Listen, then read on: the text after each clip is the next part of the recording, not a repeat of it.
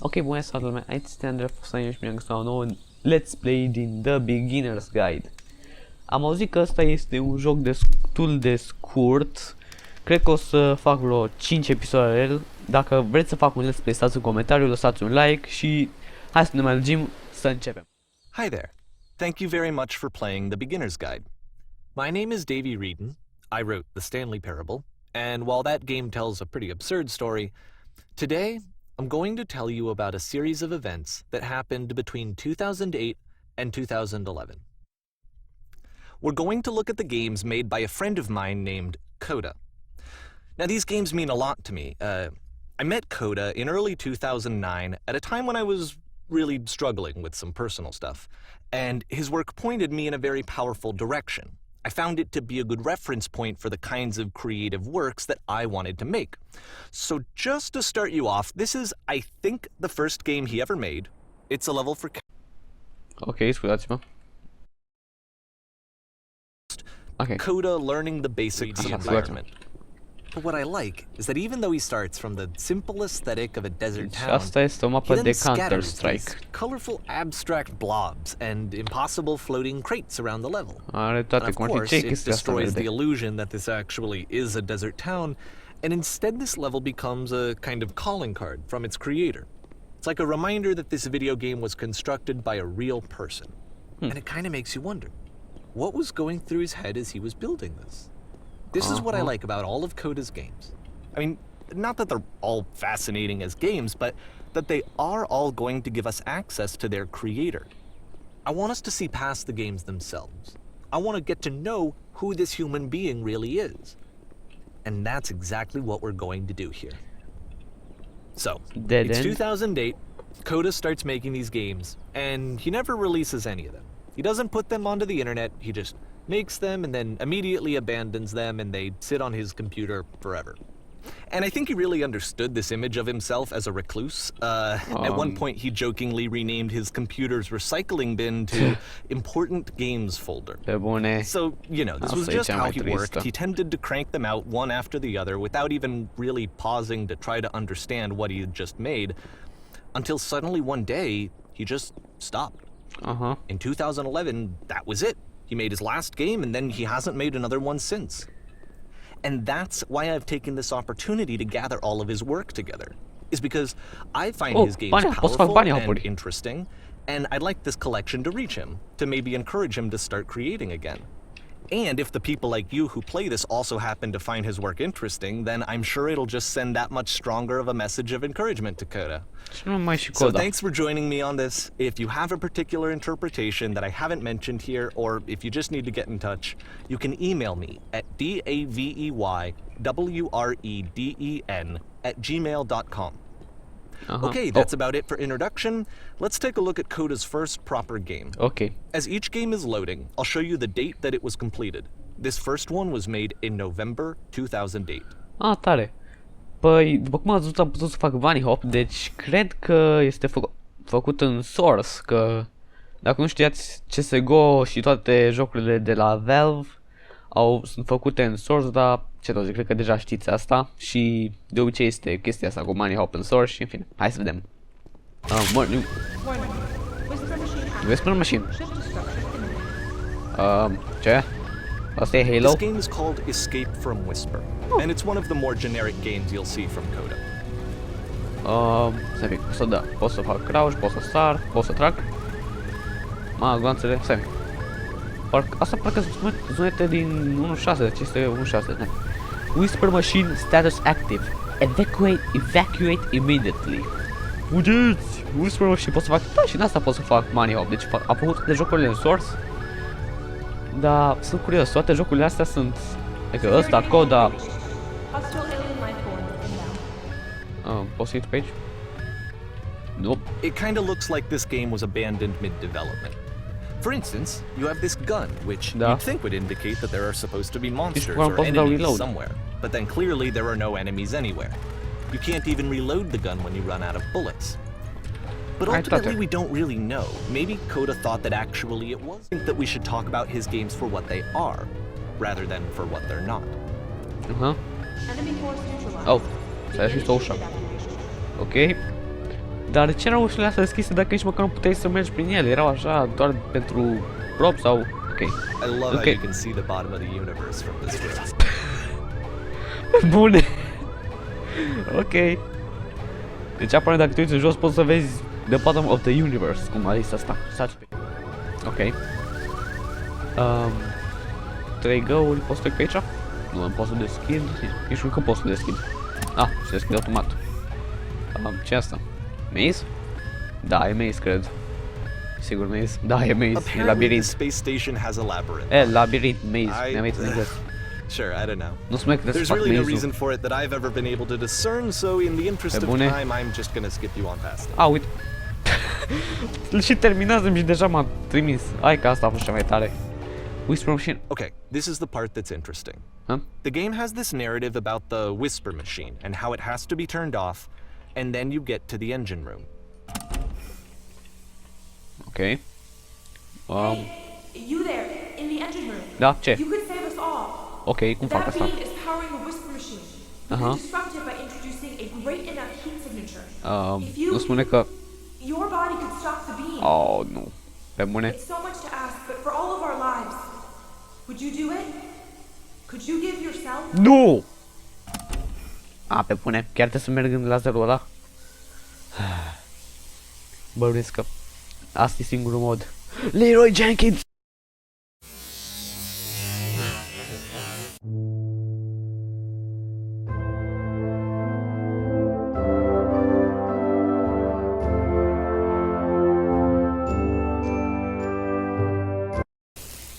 Let me pause here for a second. Pe bune, am What you murit. just experienced, stepping into the beam and then dying, Deci am murit. is probably what Coda had initially intended when he was developing this level. Ok. But when he first compiles and plays it, something goes wrong. There's a bug somewhere. And this is what Bug? happens instead. Ok. Da. Ok. 3 de 1 și... Ok. Am murit și acum mă duc în rai unde mă... The beam causes you to start floating. And this is an important moment for him. Because yes, this is technically a glitch, but Coda identifies something human about it. Like how small it makes you feel in the face of this larger chaotic system. Or this floating could be the afterlife, a peaceful place, juxtaposed against all of the hysteria that you've just had to traverse. I don't even know. I have no idea what he was thinking, but what's clear is that after making this, something lodges itself in his brain. He wants to do more of these really weird and experimental designs. So he stops work on this and moves on to a stream of tiny little games that go in all sorts of directions. Let's go ahead and take a look at the first game he made after leaving this one behind. Ok. Noiembrie 2008. Nu pot să mă mișc. WD. The past was behind her. Nu pot să mă mișc. Oh. Yep. In this game you can only walk backwards. Pe bune? Ok. Oh. But the future... So it's a short and relatively minimalist experiment combining motion and narrative. It is less advanced than the previous game, but actually it seems to be more focused, more complete. Coda's trying to give it a unique voice rather than simply basing it on a pre-existing trope. E cam ciudată muzica asta, un pic cam creepy. Why, when she stops and looks, it becomes clear. But if the future is always behind her, how will she find the strength to confront it? It's a short little thought, it says what it wants to say, and then it ends. Didn't need anything more than that. Game of the year. Which to me is why it works, because it gets out quick. Okay, next one.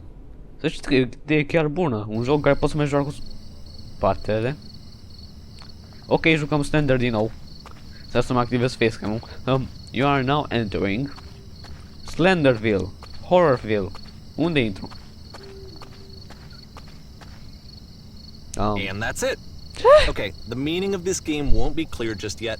Please be patient with me for a few more games and I promise you'll see what makes it interesting. Ok, am încredere în tine. Dar singura mea întrebare este dacă chestia asta... Oftentimes, Coda would put bizarre titles like this one at the start of his games. Nici nu am citit. Nonsense is really what he's like. I wish I'd known him at the time that he was making these early games. He would really only talk to me about his work as he was making it. Once he stopped work on a game, like, that was it. Hai să mă uit și eu pe aici, că știu că sunt pe acolo, dar... But what are you gonna do? Vreau întâi să mă uit peste tot. I know it's tempting, but there's actually nothing over here. Ah. Sorry.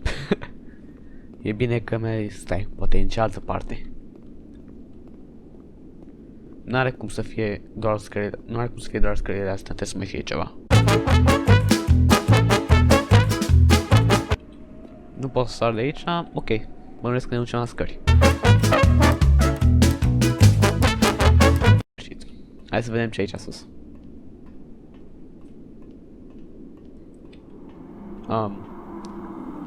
Mi se pare mie sau... Am încetinit, ok. Pe bune. Once you've been slowed to an absolute crawl, the door at the top of the stairs opens. Really? So why, Asta e if cel mai Coda's mare not showing troll. these games to anyone, why bother opening the door at all? Pentru că e troll. Well, to show you, I'm modifying the game here so that when you press enter, it'll bring you back up to full speed so you can enter the door for yourself. Ok. Sunt pregătit pentru jumpscare.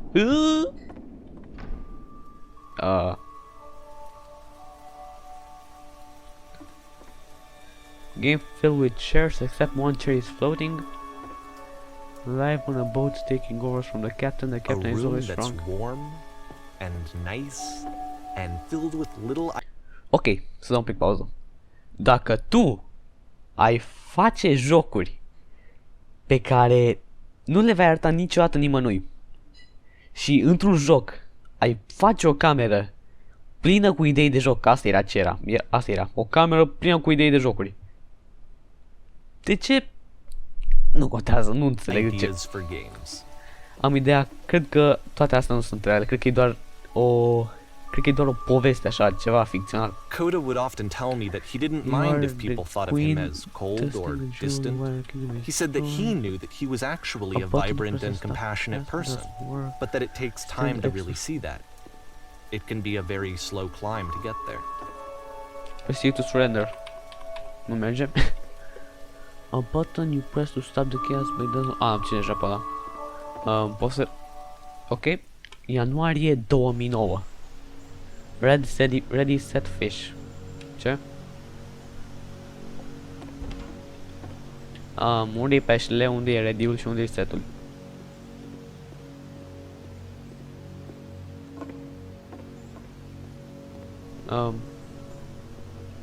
Ok. Well, this is new for Coda. It's an actual puzzle. Puzzle? Go ahead and see if you can solve it. Ceva în spate? La spate, nu. Nimic aici? Poate pe aici?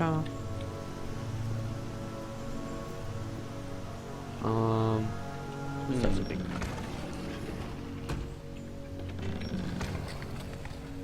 Așa. Don't forget that solution, because we're going to see this puzzle again soon. Iară 3 găuri. We're gonna see it a lot. Ok, cred că e ceva cu astea 3 găuri, când am văzut și în ăla cu Whisper Machine, sau nu știu cum se numea. Stop the Whisper. Ok. Atât? So that seems to be it, right? E bune? You walk down a corridor, you solve the puzzle, you get to the end. Simple enough. Ok. Alright, now I'm going to modify the game again, so that when you press enter, it'll remove all of the walls from this room. Oh my god! What the... Ce-i asta? How about that? There was more to it than we had any way of knowing. Ce? I actually find it funny that this game comes after the stairs game, since they essentially convey the opposite idea. Cum adică? So, in the stairs game, a dull exterior concealed a rich interior. And then, in this level, a dull interior hides this fantastic outer world. Either way, I think that the point is the same, is that most of the time you don't get to know what you're missing, or even that you're missing anything. That's not your role as a player. So if your role here is not to understand, then what is it? Ăsta intră prea în detalii cu toate chestiile astea. If you don't know what you're missing, then why make a game? Sau nu știu. Aha. Intră So, cam... this, combined with the entering game from Ce scrie acolo? earlier, tells us that I Coda are now believes his exiting. games are connected somehow. It could even be that the stairs game and the puzzle game are literally connected in between this and the entering game. De asta era ușa There's a acolo. bigger picture that all of his games are meant to play a role in, some larger meaning that we won't be able to grasp until we've seen all of them. And once we have, we can step back and start to understand what exactly that bigger picture is. Deci toate ideile din camera aia vor fi băgate în următoarele jocuri al lui Coda ăsta. The Great and Lovely Descent. Wow. Ok. Ok, banii hapuri. Yeah. Let's talk about video game development for a second. Every video game runs on what's called an engine, which determines what the game can and cannot do. So in other words, the engine is a set of tools for game development. Nu pot să scriu dus asta. Ok, continuă. To make all of these games, Coda is using an engine called Source. Da, de asta pot să Like fac mai all hapuri. engines, Source has certain things that it does well, and it has certain things that it does poorly. One of the things that it does very well is boxy linear corridors. That's why so many of Coda's games are set in these large, flat, empty rooms, is just because he's working with what the engine does well. Pot să ghid ușa, nu. The tools available to the creator shape what kinds of creative work they're going to end up Ceva making. aici, nu. You might consider paying attention to the architecture in Coda's games, to notice how they seem to stem from an engine that's very good at producing linear, boxy corridors. Ok, și aici este wow. Că zicea de boxy corridors, nu a zis despre... nici nu știu ce e asta. Da, și dacă nu vorbesc prea mult în let's play-ul ăsta este pentru că vreau ca tipul ăsta să vorbească, să nu ziceți în comentarii: "A, da, taci, Andrei, că vrem să auzim povestea, vrem să auzim ce zice ăsta." Așa că vă rog să nu vă supărați pe mine. Ok. Am filmat 20 de minute, terminăm și acest joculeț și apoi încheiem episodul. Ce s-a auzit? Ceva. Ceva scary? O să vină Slenderman și o să ne mănânce? Dar și ăsta Coda nu putea să aleg... Să aleagă și niște melodii mai scary. Ok. Mi-e frică.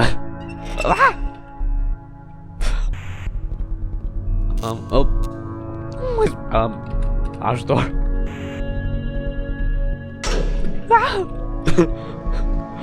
Mă. Aoleu, sunt așa de... Sunt o mică pisicuță. Ok. This prison, funny enough, in Coda's original design, the doors stayed shut for a full hour before letting you go. Pe If you bune? don't mind, I think we're gonna skip that. Nu mai faci. This is something that he and I used to argue about a lot. You know, whether a game ought to actually be playable, whether it means anything if no one can get through it.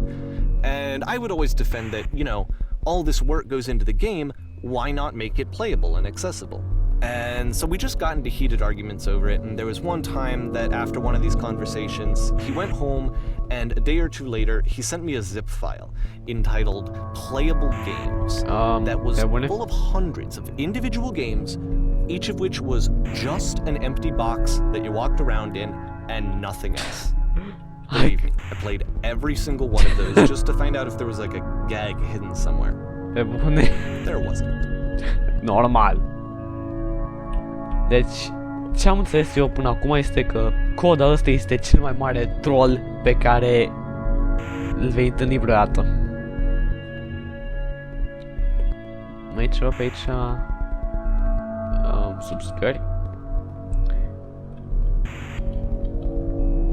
Nu? Ok.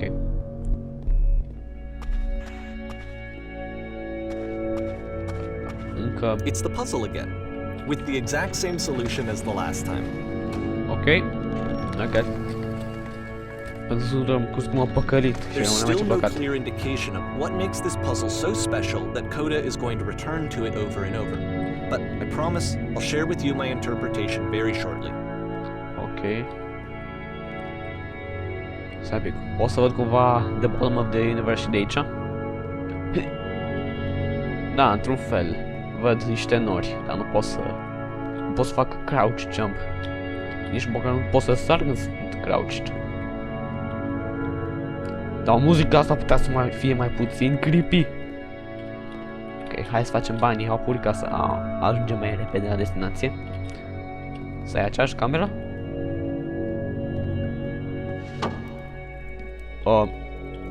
Deschide ușa. Nu vreau să stau aici. Listen. You there, did you come from above? Here, Coda begins using a kind of dialogue system that he fashioned out of the engine's chat capabilities. Use the 1, 2, 3 buttons on your keyboard to respond. Yes, there was a roll stamped with whiteness. Yes, there was an enormous prison I spent hours in. Yes, there were these floating colored blocks. Păi... Asta cred că e mai importantă. Cu... There, the world above. You've been there. Now this is important. Did you have to go through a puzzle with 2 doors and switches? Yes, I did. That was literally the last thing I did before coming here. No, I don't remember having to go through any puzzle. I prefer not to tell you. After all, we've just only met. Asta e un pic. Listen. Și pe partea aia e speak. Dar pe spate ce este? Acolo, cred că tot speak este. Yes, I did. Ok, 1. Vreau să fiu sincer cu ăștia. Again, perfect. Now please tell us how you solved it. Tell us the solution. Tell us how to get out to the other side. I don't remember how I solved it. I'm trying to remember, but I can't. I didn't solve it. Someone else let me in. Trust me, I don't want to go over there. 3. Oh no, but I do. We do get out of there. Out to get there. Do you understand? It's the most important thing in the world. We have to escape this prison. There must be an ending. I promise you. There is nothing I want more. There's nothing I want more. Ok. Ceva aici. Nu.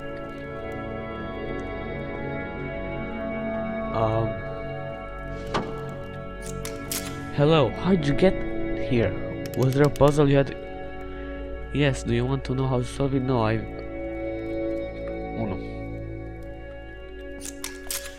No, we actually find the black space between the doors to be far more interesting. Have you seen it? Why would I care about the space between the doors? Actually, now that you mention it, I remember from the strangers. Ce asta? I don't recall a space between the doors. Ok. Nu înțeleg ce se întâmplă. Don't think too hard about it. You'll see it again soon.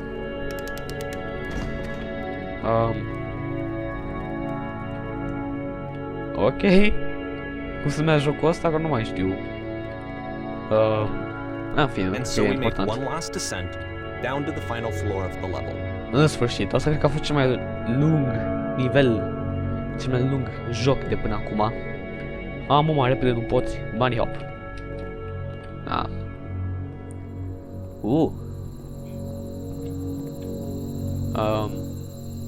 Poți deschid uși? It's a lamppost. Oh, lamppost. Okay, I can't tell you quite why, but for some reason Coda fixates on this lamppost. Da, era și It's going to appear at the end of every single one of his games from here on out. I'll tell you what I think. I think that up to this point, you know, he's been making really strange and abstract games with no clear purpose, and maybe you can only float around in that headspace for so long. Because now he wants something to hold on to. He wants a reference point. He wants the work to be leading to something. He wants a destination, which is what this lamppost is. It's a destination. We're going to see it in the work as well. His games are just going to become a lot more cohesive, a lot more fully developed, with more of a clear idea behind them. And as we go, that idea will get clearer and clearer and clearer. Ok. Parcă ăsta era și la title screen-ul în postul ăsta. Ok, bună seara lumea, aici este Andrei, fost și mi-am găsit la un nou Let's Play din The Beginner's Guide. Acum... Loading, April 2009. The game is connected to the internet. As you walk around, you can leave notes. All notes you see are left by other players. Ok. Lumea, cam atât a fost și pentru acest episod din The Beginner's Guide. Dacă vreți să fac un let's play din acest joc, să-mi spuneți. Până acum, să fiu sincer, a fost destul de interesant. Nu știu ce zic, nu știu de voi, dar chiar vreau să văd cum se termină jocul ăsta. Pare o idee foarte interesantă, dar mă cam îndoiesc că este bazat pe niște întâmplări adevărate. Pentru că acum să fiu sincer, dacă ești un game developer și ai face jocuri doar ca să le ai în calculator, nu le pui niciodată pe internet, nu faci... Nu știu, mi se pare așa cam fishy. N-a fie, poate e un mare plot twist la final și o să ne explice ce s-a întâmplat de fapt și bla bla bla. N-a fie. Cam atât a fost pentru acest episod. Dacă v-a plăcut, apăsați pe like, dacă nu v-a plăcut, apăsați pe dislike și tot ce pot spune acum este pa pa!